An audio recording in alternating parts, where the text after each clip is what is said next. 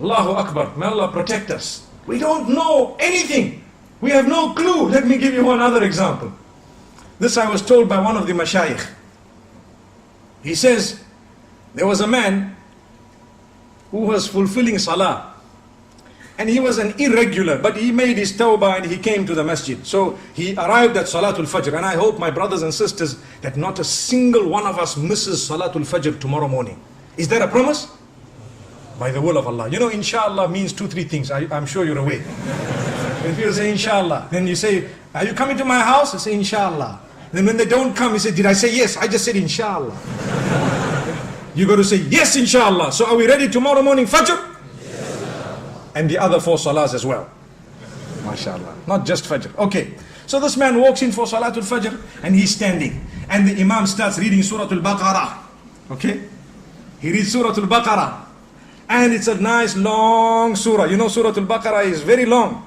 So this man is standing and he's thinking, hey, this Imam is reading long. Now, one of the cries of the masjid, my beloved Imams who lead the salah, do not over lengthen your salah. Stick to that which is sunnah. And understand it and realize that when you lengthen your salah, sometimes you are discouraging the weak ones behind you from coming for the next salah.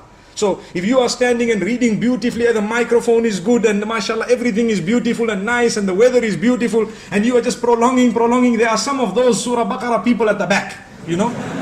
So you need to remember they are still a bit weak, you know. So that is one of the cries of the masjid is, you know, calm down, cool it a little bit. Maybe you rather read a bit shorter so they come back. And we don't want to read quick in a way that we are insulting Allah. You know, Taraweeh time in the house of Allah, many of the Imams, they read like a Concorde. That's why they have stopped the Concorde now. Do you know that? Concorde is blocked, banned, finished, no more. All of them that are still there, they are just in museums because it's too fast. We have Concorde Salah. Alhamdulillah. What is that? Yeah, what is that?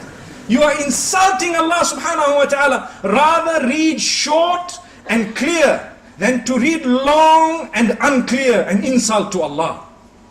Who said you have to finish the Quran? To finish the Quran is a sunnah which is very great, but not at the expense of speed, never ever. Remember that. And this I am addressing us as Imams who lead in the masjid. People say, I went and I listened to the whole Quran. That man used to finish Taraweeh in 10 minutes. Ah, what did you hear? You just heard the humming of a bee, that's all. Like a sound of a mosquito coming to your ear. And that's all you knew. May Allah protect us. So this man came in for salah and he's reading the Surah Al-Baqarah is being read. And at the end of the salah, you know, he looked at the man next to him, nudged him. He says, hey, this Imam read very long. Which surah did he read? So he says, it is called Surah Al-Baqarah, which means the cow. And it is the longest surah in the Quran. So he said, okay, now I must ask before I start my salah, which surah is being read? So Al-Baqarah was very, very long. So now he came for Salatul Maghrib, the poor fellow, and he started Allahu Akbar. So Imam finished Waladhalin and he starts Alam tara kayfa fa'ala rabbuka bi ashabil fil. So this man nudges the other one and says, you know what, before you start, what surah is this? He says, this is the elephant, Al-Fil. So that man says, if Baqarah was so long, I'm sure Fil must be even longer. Let me go away. My brothers and sisters, remember, this is the attitude and mentality of some of the public because they are weak. So he says, no, this is one of the shortest surahs in the Quran. The reason I'm saying this, many reasons, there are many benefits for all of us. But one of them is, we have not yet made an effort to know the surahs and their meanings. That is why we do not achieve the sweetness within the salah. I have had occasions where I have led personally some long salawat of Salatul Fajr, and some people have come to me and told me, Sheikh, you should have read even longer, the meaning was so powerful. Subhanallah, that is the type of statement we need. But we don't know the meaning, we're not bothered.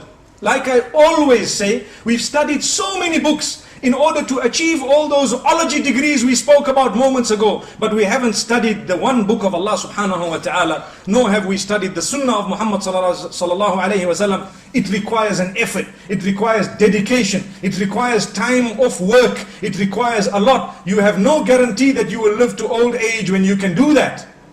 So let's do it as soon as we can.